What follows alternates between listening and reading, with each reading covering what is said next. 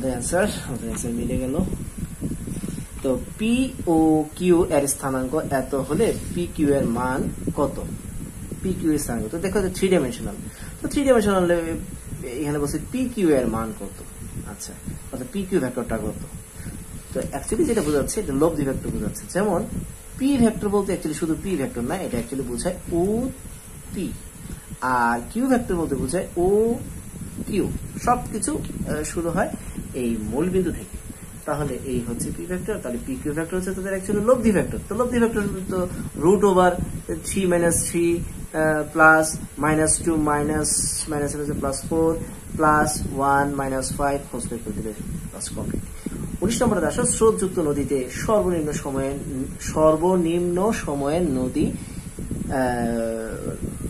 সময় ওপারে যেতে স্রোতের সাথে কিভাবে নৌকা চালনা করতে হবে। আচ্ছা, তো এইটার আমরা সূত্র জানি, সেটা হচ্ছে T minimum equal to D by sine alpha. সর্বনিম্ন সময়ে নদী পারাপারের সূত্র T minimum equal to D by sine alpha. তো এখন দেখো, এটা যদি মিনিমাম হতে হয় তাহলে সাইনটি কত হতে হবে? অবশ্যই সাইনের মান যদি বড় হয়, যেহেতু এটা ব্যস্তানুপাতিক, সাইনের মান বড় হলে এটা হবে মিনিমাম, সাইনের মান ছোট হলে এটা হবে ম্যাক্সিমাম। আমার মিনিমাম দরকার, তাহলে সাইনের মান বড় দরকার। সাইনের মান 1 এর চেয়ে কখনই বড় হয় না। তাহলে সাইন আলফা ইকুয়াল টু 1 হলে আলফা কত? সাইন 90 ডিগ্রি মান আমরা 1 জানি, তাহলে আলফা 90 ডিগ্রি। অ্যান্সার হচ্ছে 90। নিচের কোনটির দিক নির্দিষ্ট নয়? কারণ শূন্য ভেক্টর বুঝেই যায়, শূন্য ভেক্টর যে ভেক্টরের মান শূন্য, তো যার মানই শূন্য তার দিক আমরা ডিফাইন সহজে করা যায়, নির্দিষ্ট করা যায় না। যার মানই নাই তাকে নির্দিষ্ট করা যায় না। তো শূন্য ভেক্টরের কোনো নির্দিষ্ট দিক নেই। নিচের কোনটি স্কেলার রাশি? বলের ভ্রামক। বলের ভ্রামক এটা হচ্ছে অ্যাকচুয়ালি টর্ককে বোঝাচ্ছে। Torque tau equal to F plus R. এই হচ্ছে বলের ভ্রামক, যেটা একটা ভেক্টর রাশি।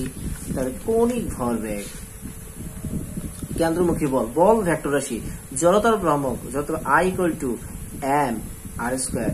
দেখো I equal to M R square, এখানে এম একটা স্কেলার রাশি, ব্যাসার্ধ একটা স্কেলার রাশি। তাহলে আই কে পাচ্ছি আমরা একটা স্কেলার রাশি, তাহলে জড়তার ভ্রামক হচ্ছে একটা স্কেলার রাশি।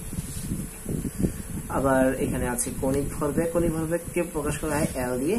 এই যে কৌণিক ভরবেগ হচ্ছে এল।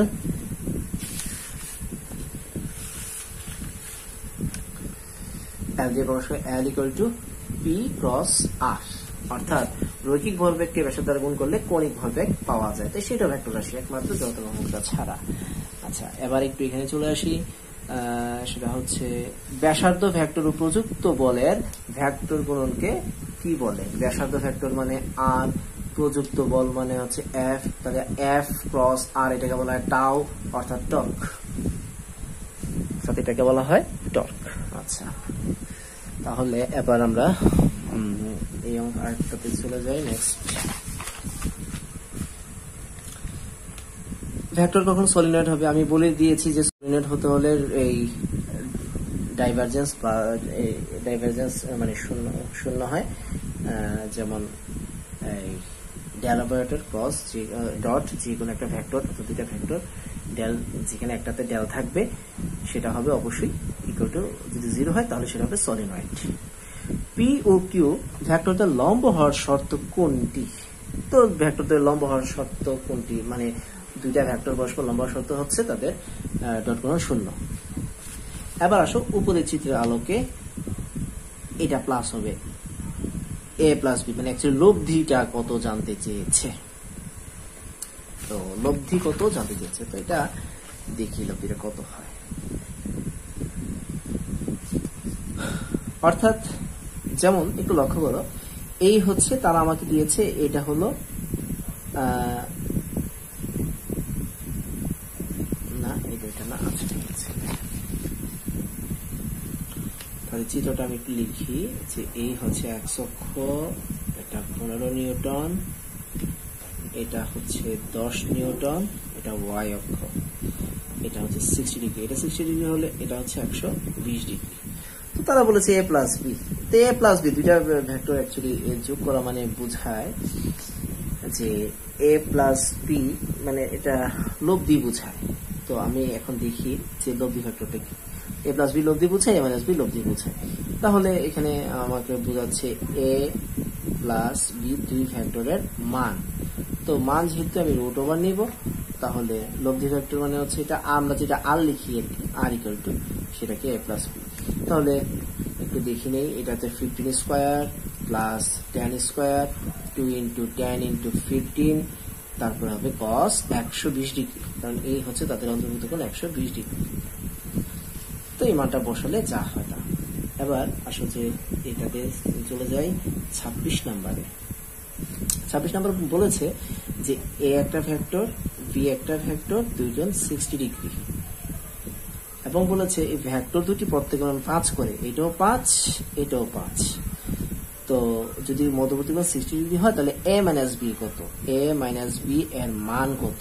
আচ্ছা, তো আমি একটু বলিনি, এর আগে একটা প্লাস ছিল, তাই আমরা কোনো ডিরেকশন যার যেভাবে আছে সেভাবে রেখেছি। কিন্তু এখন দেখো তোমার এখানে এই ডিরেকশন হচ্ছে পজিটিভ, কোনো কিছু নাই মানে পজিটিভ, আর এই ডিরেকশনটা হচ্ছে নেগেটিভ। তাহলে তোমাকে যে কাজটা করতে হবে, বিটাকে ঠিক ফ্লিপ করে দিতে হবে, উল্টে দিতে হবে। তাহলে এই উল্টালাম, তো এটা যদি 60 ডিগ্রি হয়, টোটালটা হচ্ছে 180 ডিগ্রি, তাহলে এই কোণটা কত হবে 120 ডিগ্রি। তাহলে এটা হচ্ছে মাইনাস বি। এবার a মাইনাস বি মানে হচ্ছে এখানে রুট ওভার করে আমি 5 স্কোয়ার, এটাও 5 স্কোয়ার প্লাস, এটা কিন্তু প্লাস হবে কারণ আমি কিন্তু এটা কিন্তু অ্যাকচুয়ালি হচ্ছে যে a প্লাস বি, মানে আমি লব্ধি বের করছি, প্লাস হবে 2 ইন্টু 5 ইন্টু 5 cos 120 ডিগ্রি, এই হচ্ছে 120 ডিগ্রি। তাহলে এবার এটাকে যদি আমি কাটাকাটি করি, 25 25 50, আর এখানে cos 120 ডিগ্রি আছে মাইনাস হাফ, এটা 2 কাটা, তাহলে থাকলো 25, অর্থাৎ মাইনাস 25। তো রুট ওভার 25 মানে অ্যান্সার হচ্ছে 5 একক, অর্থাৎ এটার অ্যান্সার আসবে 5 একক।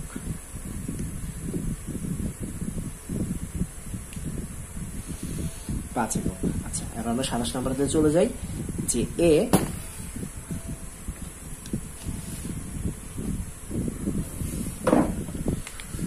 ওকে 27 চলে যাই। এখানে a ইকুয়াল টু লেখা আছে, আমি এটা একটু এখানে রাখবো।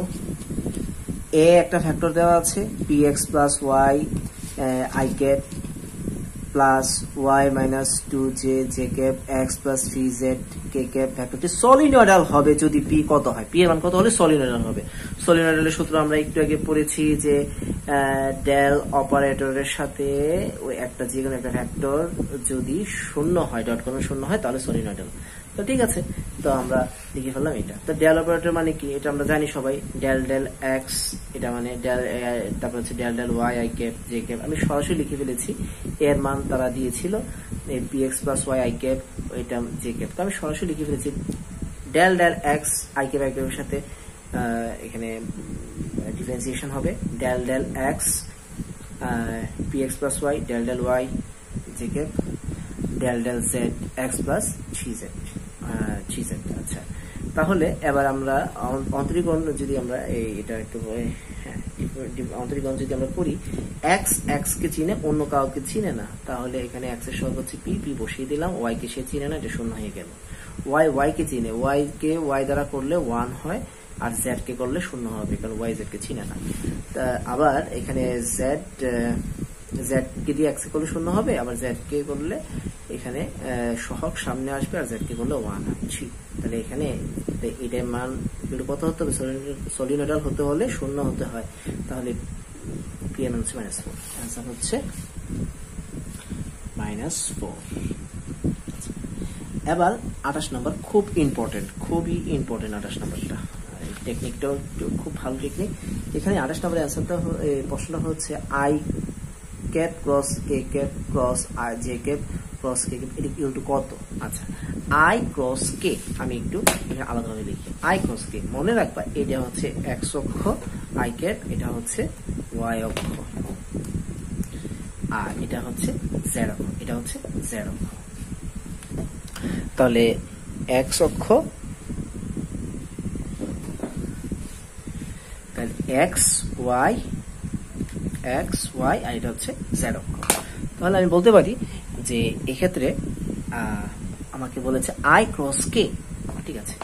তাহলে দেখো এই হলো আই, আই আই থেকে যদি জে যায় ক্রস আই ক্রস জে গেলে কে পাই, এই যে 3 নাম্বারটা পাবো। এখন দেখো তো, তাহলে আই আই ক্রস কে মানে এই হচ্ছে আই, এই হচ্ছে কে, তাহলে এটা পাচ্ছি, অর্থাৎ নতুন ভেক্টর হিসেবে পাচ্ছি এটা। এখন জে ছিল এ বরাবর, কিন্তু এই আঙ্গুল তো উল্টা দিকে, তাহলে I cross K equal to minus G, সবসময় ডান হাত ইউজ করতে হবে।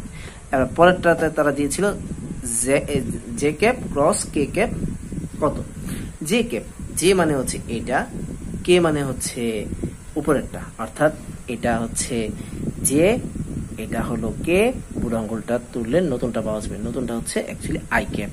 তাহলে J cross K equal two I cap. এবার এবার এই দুইটার ক্রস গুণন, অর্থাৎ মাইনাস জে ক্রস আই, এটাই জানতে চেয়েছে। অর্থাৎ টোটালটা মিলে এই দুইটারকে আমি সহজ করে বা সংক্ষেপে এই দুইটা বলতে পারি। এখন মাইনাস জে হচ্ছে এই দিকটা, এটা মাইনাস জে, আর এটা হচ্ছে এক্স অক্ষ আই ক্যাপ, তো মাইনাস জে ঘুরবে আই, এই হচ্ছে কে, তাহলে এ কে কিন্তু পজিটিভ, কে কিন্তু নিচে দিকে না, তাহলে তারা দুইজন মিলে দিবে কে। তাহলে আমার অ্যান্সারটা হচ্ছে এখানে, আমার অ্যান্সারটা হচ্ছে কে কে। তো এবার একটু চলে যাই, একই পাদবিন্দু বিশিষ্ট ভেক্টর সমূহকে কি বলে। আচ্ছা, তো এটা সব মনে রাখবা, যেটা অর্থাৎ কোন ভেক্টরের একটা পাদবিন্দু থাকা মানে হচ্ছে সেটা হচ্ছে সীমাবদ্ধ ভেক্টর, অর্থাৎ পাদবিন্দু বিশিষ্ট ভেক্টর কে বলা হয় সীমাবদ্ধ, একই পাদবিন্দু, অর্থাৎ তাদের এইটা হচ্ছে সীমাবদ্ধ ভেক্টর। সমমানের দুটি বলের লব্ধির মান তাদের যে কোনো একটির অর্ধেক হলে, প্রশ্নটা ভালোভাবে বুঝতে হবে, সমমানের দুটি বলের লব্ধির মান, অর্থাৎ এই একটা ভেক্টর পি আর একটা ভেক্টর পি, কিন্তু তাদের লব্ধি হবে এদের যে কোনো একটার অর্ধেক, অর্থাৎ এটাও পি এটাও পি, যে কোনো একটা অর্ধেক কি পি বাই টু, তার মানে আর এর মান অ্যাকচুয়ালি পি বাই টু। তো আমরা লব্ধির যে সূত্র জানি, R square equal to P square Q square 2p cube cos alpha. তো আর এর মান হচ্ছে পি বাই টু, পি এর মান তো পি, কিউ এর মান পি, আবার 2p ইন্টু কিউ এর মান পি কস আলফা। এখান থেকে পি স্কোয়ার থেকে এখান থেকে পি স্কোয়ার গুলো কমন নাও, এই পি স্কোয়ার সাথে কাটাকাটি করে এটাতে লসাগু করো, এক পাশে কস আলফা রেখে দাও, সংখ্যাগুলো এক পাশে সাইন করে দাও, -7/8 আসবে, আলফাকে রেখে কস ইনভার্স -7/8 যা আসে তাই অ্যান্সার। আবার বলি যে সমমানের মানে হচ্ছে এটা পি, এটা কিউ, কিন্তু কিউ না, যেহেতু সমমান তাহলে এটা পি হলে এটাও পি হবে। তখন তারা প্রশ্নে বলা আছে যে তাদের লব্ধি না কি যে কোনো একটার অর্ধেক, তো যে কোনো একটা মানে কি, এখানে আছেই তো একটা, অর্থাৎ পি এর অর্ধেক লব্ধি, অর্থাৎ আর এর মান হচ্ছে পি বাই টু, আর এর জায়গায় পি বাই টু বসালাম, পি পি।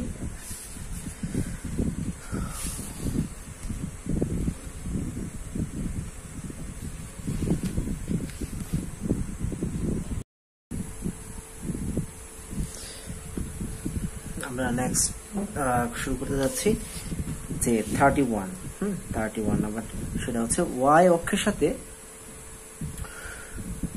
আর ভেক্টরের উৎপন্ন কোণ। তো ওয়াই অক্ষ মানে কি, সেখানে হচ্ছে জে ক্যাপ, অর্থাৎ আর ইন্টু জে, এই যে এখানে জে ইন্টু আর, জে আর কস থিটা, তাহলে আমাকে বসে উৎপন্ন কোণ কত হবে, তাহলে কস থিটাকে এক পাশে রেখে দিয়ে জে আর কে আমি সেন্ড করে দিলাম, আর এখানে জে আর এর ডট গুণন, অর্থাৎ জে এর সাথে দেখো আর এর মধ্যে না আছে কোনো জেই নাই, আছে আই আর কে, তো যেহেতু আই আর কে এর সাথে গুণ হবে না, অর্থাৎ টোটালি এখানে উপরে ফলটা শূন্য হবে, অর্থাৎ কস থিটা গুলো শূন্য, কস ইনভার্স শূন্য, অর্থাৎ থিটা হচ্ছে 90 ডিগ্রি। আর নর্মালি যদি আরেকটু আমরা সহজ করে বুঝতে চাই উৎপন্ন কোণ কত হবে, আই ক্রস কে এর মানেটা কি, আই ক্রস কে জে এর সাথে উৎপন্ন কোণ কত, এই হলো জে, এটা হলো জে, এটা হলো আই, আর এটা হচ্ছে কে। আচ্ছা, আই ক্রস কে মানে কি, এই তলটা না, আই প্লাস বা আই মাইনাস কে মানে হচ্ছে এই তলটা, এই যে এই তলটা, তাহলে এই তলটা সাথে জে, দেখো তো এই তলটা মানে আমার হাতটা, এই তলটা, তাহলে এই যে এটা, অর্থাৎ এই তলটা হচ্ছে আই আর জে, আই আর কে, আর এটা হচ্ছে জে, 90 ডিগ্রি, থিটা কত 90 ডিগ্রি, তো এটা ঠিক আছে, অ্যান্সার হচ্ছে 90 ডিগ্রি। এত গুণটুট কিছু করতে হবে না, আমি আবার একবার বলে দিচ্ছি, এটা যদি হয় আই, এটা যদি হয় কে, তাহলে আই আর কে মানে হচ্ছে অ্যাকচুয়ালি এইখানে একটা তল তৈরি করলে, আমি যদি এই যে একটা তল যদি তৈরি করি,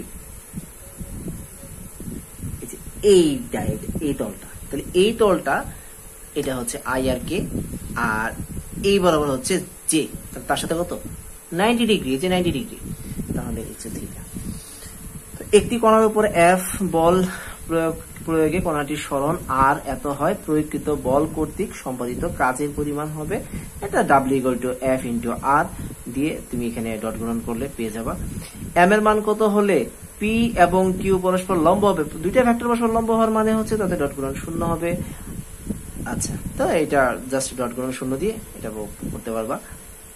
ডট গুণন ইকুয়াল টু 0, ডট গুণন মানে হচ্ছে সহগ দ্বয়ের গুণফল। 34 যে এখানে এটা একটা কিউ ভেক্টর, এটা একটা পি ভেক্টর, তাদের অন্তর্ভুক্ত কোণ হচ্ছে থিটা।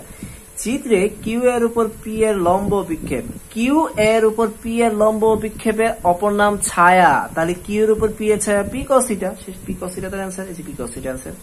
আচ্ছা, এই যে চিত্রটি একটি ভেক্টর ক্ষেত্রের ডাইভারজেন্স হলে কোনটি সঠিক?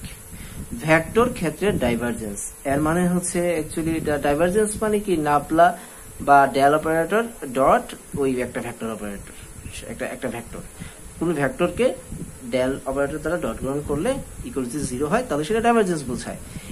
এ ও বি কে সন্নিহিত বাহু ধরে অঙ্কিত ত্রিভুজের ক্ষেত্রফল, তাহলে এ একটা ভেক্টর, বি একটা ভেক্টর, এ একটা ভেক্টর, বি একটা ভেক্টর, দুটাকে সন্নিহিত বাহু ধরে ত্রিভুজের ক্ষেত্রফল কত? তো ত্রিভুজের ক্ষেত্রফল আমরা জানি, আমরা এখানে ক্ষেত্রফল হচ্ছে একটি দিক রাশি, আমরা জানি ক্ষেত্রফল হচ্ছে দিক রাশি অর্থাৎ ভেক্টর রাশি। তো ভেক্টর রাশি হলে তুমি এখানে ডট গুণন করলে শুধু মান পাবা কিন্তু দিক পাবা না, বাট ক্ষেত্রফলের মানও আছে দিকও আছে, তাহলে এ ক্রস বি, এই হচ্ছে এ ক্রস বি। কিন্তু ত্রিভুজের জানতে চেয়েছে, সামান্তরিক না। যদি এ ক্রস বি হয় তার মানে অ্যাকচুয়ালি এই ক্ষেত্র এইভাবে বোঝায় যে এইটা হচ্ছে বি, আবদ্ধ করতে হবে, এটা হচ্ছে এ, এটা হচ্ছে এ, টোটালটা বোঝাচ্ছে সামান্তরিক এটা ক্ষেত্রফল, কিন্তু আমাকে বলছে ত্রিভুজ তার অর্ধেক, একটা হাফ কোণ। এ এক্স অক্ষের সাথে 30 ডিগ্রি কোণে ক্রিয়াশীল, ওয়াই অক্ষ বরাবর উপাংশের মান হচ্ছে 3 একক হলে, মানে সহজ করে যদি আমি কথাটা বুঝাই,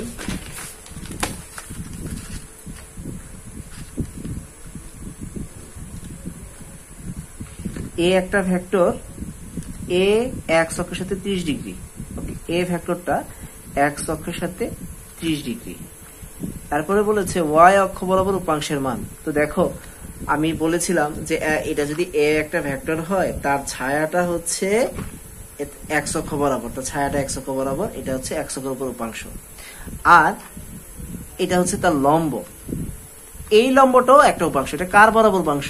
এটা হচ্ছে ওয়াই অক্ষ বরাবর উপাংশ। মানে আমি যদি এটাকে একটু এইভাবে বুঝাই যে এ এর এক্স অক্ষ বরাবর ছায়া হচ্ছে এক্স অক্ষের উপাংশ, আর ওয়াই অক্ষ বরাবর ছায়া হচ্ছে ওয়াই অক্ষের উপাংশ, এটা তো এই বাহুটা মানেই তো এই বাহুটা।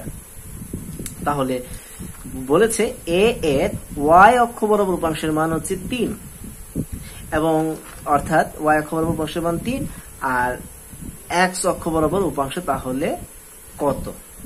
দেখাই যাচ্ছে এটা একটা সমকোণী ত্রিভুজ, লম্ব জানি, একটা কোণ জানি, সমকোণী ত্রিভুজে একটা বাহু আর একটা কোণ জানি, সবই নির্ণয় করা যায়। তাহলে আমি tan থিটা 30 ইউজ করে লম্ব বাই ভূমি 3/x, x গুলো আমি পেয়ে যাবো 3√3, এই হচ্ছে এক্স অক্ষ বরাবর তার উপাংশ। তো ওয়াই অক্ষের উপাংশ দেওয়া ছিল, এক্স অক্ষের উপাংশটা বের করে নিলাম।